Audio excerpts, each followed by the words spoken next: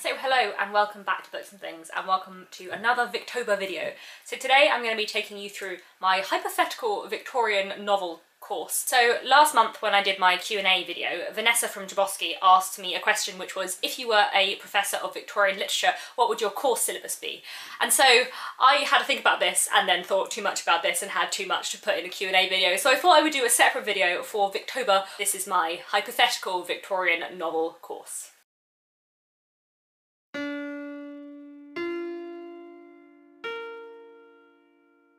So if I were teaching a course on Victorian literature, it would be a course on the Victorian novel rather than all of Victorian literature. I am very fond of Victorian poetry and drama, and lots of Victorian essays and non-fiction I really enjoy as well, but I don't know as much about them and I haven't read as much of them, so I wouldn't want to teach on them in my hypothetical university. And how I have divided my hypothetical university course is into a variety of lectures, all of which look at a different theme within Victorian literature and take like 2 or 3 novels and compare them to look at that theme. That is how I would organise it. I have 18 different topics, which I think is slightly too few for a whole year-round course at a UK university. I think I probably need maybe 20 to 23, depending on whether you had reading weeks or not. Obviously this is all hypothetical, but I think what I might do with my series How to Speak Victorian, which has been rather intermittent and not very active, I have a few more videos I know I want to make. I need to do one on the Victorian theatre and drama, which I haven't made yet and hopefully will go up in the next month or so, and I also want to do one on non-fiction writing during the Victorian period. After that, I've been planning on making a few thematic related videos about Victorian literature, so what I think I will do is just follow this structure of my hypothetical university course and look at various different themes throughout the Victorian period by comparing a couple of different novels. I'm not going to go into too much depth here because hopefully I will actually do this properly on my channel in the future, but I just wanted to go through some of the really important themes within Victorian literature and some novels that I think are really good at exploring them. So I would start off with a lecture that would be an introduction to the Victorian period and an introduction to the Victorian novel, and for this I want to take 2 novels that I feel are really kind of quintessentially Victorian and that I think are really good introductions to the Victorian period. So the 2 novels I've picked for this are Jane Eyre and Great Expectations. I think these 2 compare quite well. They both follow a character from their childhood up into their adulthood and look at the way that that character grows up and develops. Both of them contain a lot of introductions to very important Victorian themes such as class and gender and work and marriage and love and so on. They both also have influences of the Gothic, which is quite important throughout a lot of Victorian literature, and they both also are kind of buildings romance, which is quite important within the Victorian period. Likewise, it's also quite interesting that Jane Eyre obviously follows a female protagonist and Great Expectations a male protagonist. Both are in the first person, which also makes them a bit more easy to compare, and also for me I think makes them quite accessible places to begin with Victorian literature. So I think they'd be a very good kind of introductory lecture in my hypothetical Victorian literature course. Lecture 2 would be on industrialisation within the Victorian period, and for this I'd want to look at 2 very significant industrial novels from the Victorian period, so Charles Dickens's Hard Times and Elizabeth Gaskell's North and South. They're quite different novels in the way they're written and the kind of plotline of them, but both of them are set in industrial towns and both of them deal quite a lot with the way that industry influences how people's mind works, the fact that industry and the fact that industrialisation is not just like a physical change in how the country is being run and what is making the money, but it's also kind of a mental shift. And both of them look at the way that industrialisation affects the relationships between people as well, so I feel that they compare quite well in that sense. Lecture number 3 would be on class struggles within Victorian literature, and again in this I would want to look at North and South, and this time comparing it with The Netherworld by George Gissing.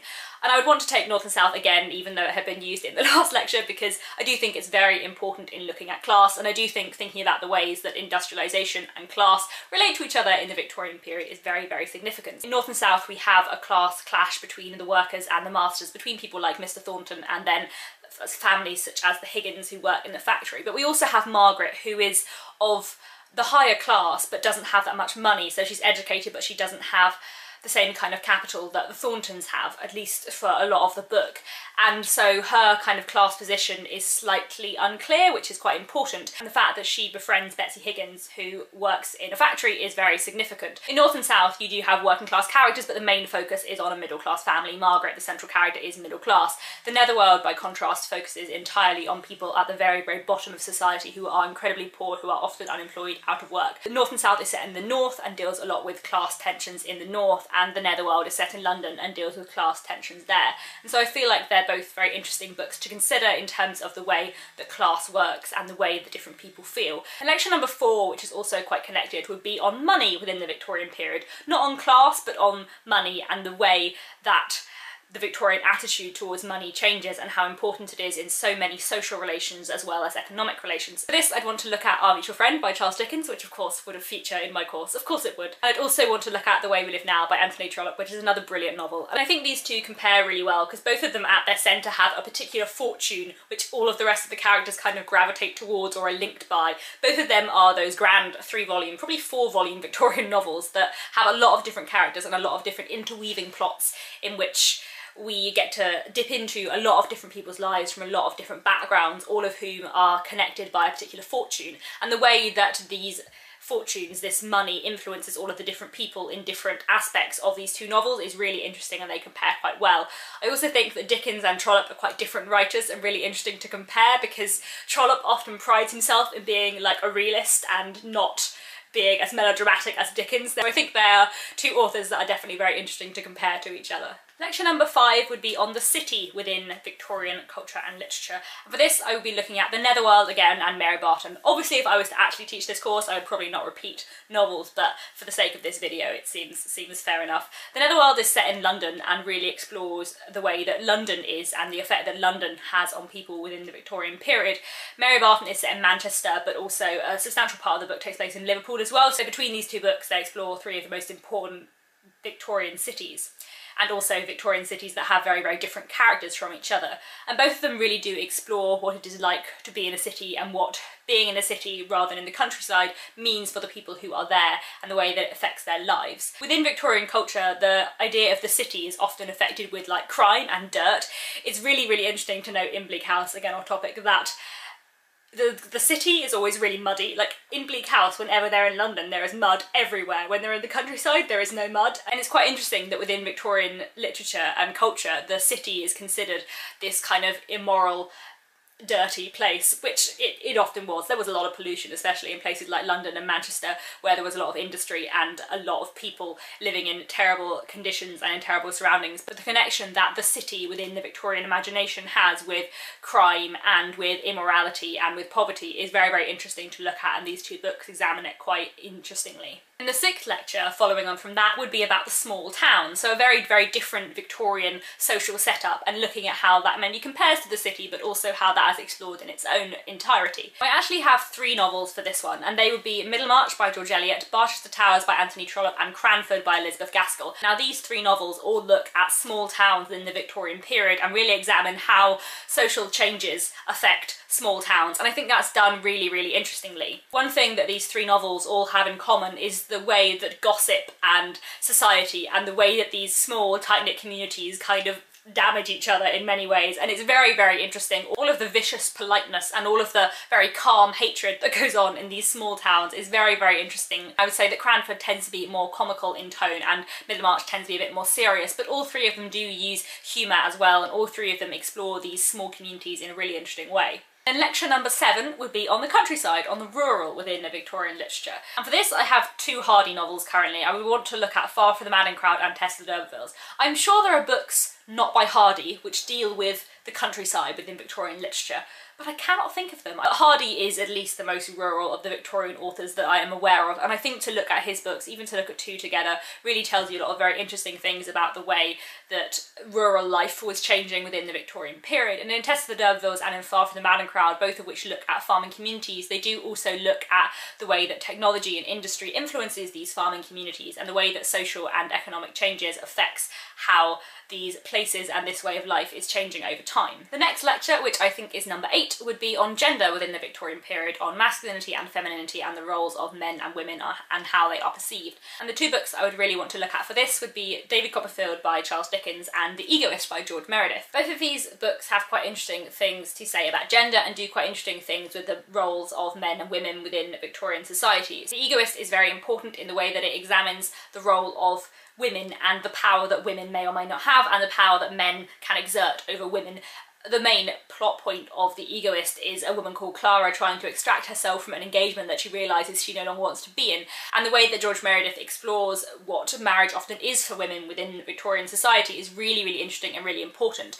David Copperfield is another fascinating book in terms of looking at gender within Victorian society, partly because of the character of David Copperfield, who is a really interesting exploration of kind of the Victorian ideal of male middle-class masculinity, which is all about working hard and being like sensible and practical and striving for yourself, but also being emotional, which is very important to Dickens and to Dickens's ideal of masculinity. There is a lot of mention in quite a lot of his books. The phrase manly tears comes up quite a lot, and David Copperfield as a character cries like at a lot of occasions within the novel. He does a lot of crying, and the way that Dickens uses this as a part of David Copperfield's masculinity is really, really interesting. And then we have this opposition between the characters of Dora and Agnes, who are very, very different women, and Agnes is the sensible housekeeper and Dora is the very, very beautiful, lovely, kind, sweet, but really kind of can't do anything character. And the way in which these two different women are not played off each other exactly, but the way that their roles and characters are explored is really, really interesting in terms of looking at Victorian gender. To follow on from that, lecture number 9 would be a lecture on marriage within the Victorian period, and the two books I'd want to look at here are The Tenant of Wildfell Hall by Anne Bronte and New Grub Street by George Gissing, both of which really examine the breakdowns of marriage, but in quite different ways. In The Tenant of Wildfell Hall, it looks at a dysfunctional marriage where the husband is abusive to the wife, and it's just an awful situation in which a woman is completely trapped by the social position which she is in, and it looks at the kind of corruptness of Victorian marriage in this way and the inequality of it. In New Grub Street there are a lot of very interesting character relations, and the way in which marriage is explored is very interesting, but one of the marriages that is very important in the book breaks down due to the want of money and due to the want of communication. So it's not so much the fault of one person necessarily, but the way in which Victorian society puts pressure on this marriage is really, really interesting to look at. Lecture number 10 would be on respectability within Victorian literature, and for this I would want to look at Our Mutual Friend, again because it is glorious, and also I would want to look at The Half-Sisters by Geraldine Dewsbury. Both of these books I think are really, really interesting in terms of looking at respectability. Respectability is such an important issue within Victorian society. Respectability is not about class, it's not about being wealthy, it's about being independent and respectable and moral, and about the appearance of morality as much as about morality itself. Respectability is very important throughout Our Mutual Friend for so many characters, and we have the respectability of a lot of different people from a lot of different classes explored in a really interesting way. In The Half-Sisters, which is another fascinating book, we look at two half-sisters who occupy very different social positions. One is an actress and one is a middle-class housewife. The middle-class housewife is by default the more respectable one, but actually their behaviour across the course of the novel and the way they act kind of calls that into question and questions what respectability is and what actually is respectable within Victorian literature and what's actually moral in a brilliant way. It's a great book, but anyway. And lecture 11 would be on morality within the Victorian novel, and here I would like to look at He Knew Who Was Right by Anthony Trollope and Jude the Obscure by Thomas Hardy. Both of these are brilliant books and not at first glance ones you might think to compare, but both of them do very interesting things with looking at morality and looking at sexual morals as well. Jude the Obscure deals quite extensively with a couple who live together outside of marriage and have children outside of marriage, which obviously within Victorian society is quite a scandalous thing to do. The book caused so much of a stir when it was published that Hardy never wrote another novel, but it is a really, really brilliant book, and the way that it explores morality and what might be considered right or wrong within society and what might actually be right or wrong is really, really interesting.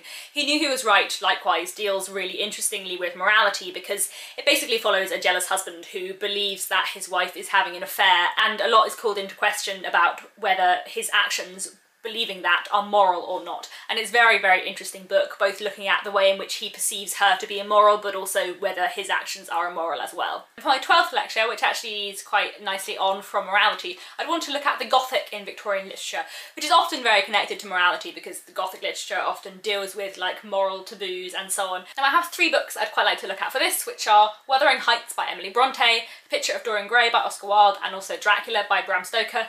I've mentioned before on this channel that I really don't like Dracula. It's one of my least favourite books of all time, possibly like my second least favourite book of all time, but it is very, very important, and if you want to look at the Gothic within Victorian literature, Dracula is definitely worth looking at. All of these 3 books do very interesting and very different things with Gothic literature and with Gothic tropes. Dracula is much more of a stereotypically Gothic book in that the Gothic is everywhere in Dracula, you know, all the big castles and the vampirism and the supernatural stuff and the creepy stuff. It's very, very Gothic. In The Picture of Dorian Gray, however, the supernatural stuff is really in the background, but the Gothic elements that come out the most are kind of the issues of morality and taboo, which are so interestingly explored here. And then in Wuthering Heights there is very little stuff that is supernatural. Anything that is supernatural within Wuthering Heights can always be explained in fact. But the book has a very Gothic atmosphere, the setting is very Gothic, the madness and insanity and brutality of the characters is very, very Gothic, and the way everyone interacts, the way that we never really get to the truth of anything, the very many layered narrative is very Gothic. The way that all three of these novels use Gothic tropes is quite interesting and makes them quite an interesting trio to compare. For lecture 13, I would want to look at crime within the Victorian novel. And again, I have three books I quite like to look at for here. One, I would like to look at some Sherlock Holmes. I haven't completely decided which yet, but the only one I've read is The Hound of the Baskervilles, so let's say that.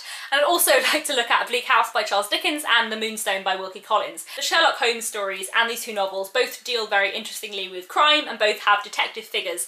And the way that crime is explored in Victorian literature is very, very interesting because it really does hold this fascination for the Victorian reader. There is this sudden new fascination with crime that is prevalent in a lot of Victorian literature as well as in a lot of Victorian newspapers, and it's something that's very interesting within Victorian culture, and the way that these books explore this and exploit this to an extent is really, really interesting to look at. For lecture 14, I would like to look at science and technology within Victorian literature. Now, I currently have two novels down for this, but both of them are by H.G. Wells, and I'm sure there are a lot of other interesting Victorian novels that deal with science that I just haven't got here off the top of my head.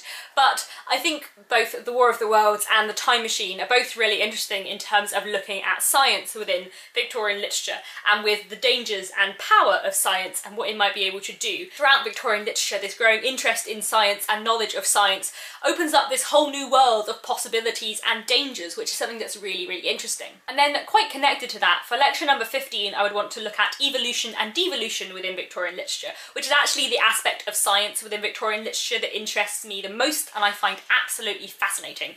For this, I'd want to look at The Island of Dr. Moreau by H.G. Wells and also Dr. Jekyll and Mr. Hyde by Robert Louis Stevenson. Now, Darwin's writing had a fascinating effect on Victorian literature and culture, and there is this idea, this growing concern within the non-fiction and the fiction writing of the Victorian period that if humans were descended from animals, and humans are therefore much closer to animals than anyone ever thought, doesn't that mean that humans could kind of go back to being animals? And if human nature is so close to animal nature, what does that mean for humanity? And it creates so many fascinating books that explore this. The Island of Dr. Moreau does very, very interesting things about the line, very thin line between human and animal. And in Dr. Jekyll and Mr. Hyde, we have Dr. Jekyll and Mr. Hyde. Dr. Jekyll, who is the civilized, cultivated human part of this person, and then Mr. Hyde, who is much more the animalistic side of this person. And I think the way that these two novels look at degeneration almost is just absolutely fascinating. And then lecture 16, I feel like in a module on the Victorian period and on Victorian literature there has to be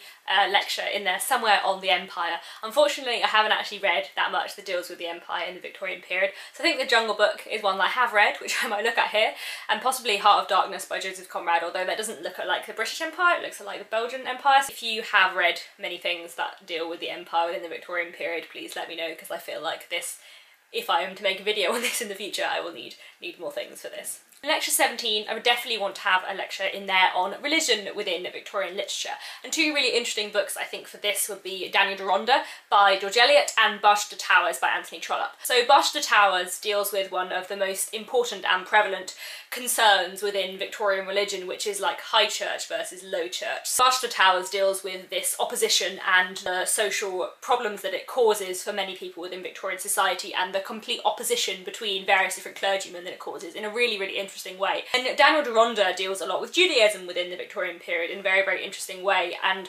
has quite a lot of important central Jewish characters and a character who is Christian but is learning more about Judaism and how Jewish people live within the Victorian period and what their religion and their culture might be like. And so that is another really interesting book to look at in terms of religion within the period. And finally, my 18th lecture would be on childhood within the Victorian period, or on children's literature perhaps more accurately. There are two books that I think are really interesting here. One is The Water Babies by Charles Kingsley and the other is Alice in Wonderland by Lewis Carroll. I feel like these two books that look at almost fantasy worlds but with children really explore a lot of the Victorian ideas of like morality and children, especially in The Water Babies. So I feel like these two would be quite interesting ones to look at there. there we have it. That is my hypothetical Victorian literature course. Let me know if you would be interested in seeing videos on these hypothetical lectures on this channel, and I will have a think about doing that in the future. I think I might enjoy doing that, so yeah, let me know if you'll be interested in that in the future of the series How to Speak Victorian, and I will have a think. I'll be back very soon with another video, and in the meantime, happy reading, and again, happy Victober. It's nearly over.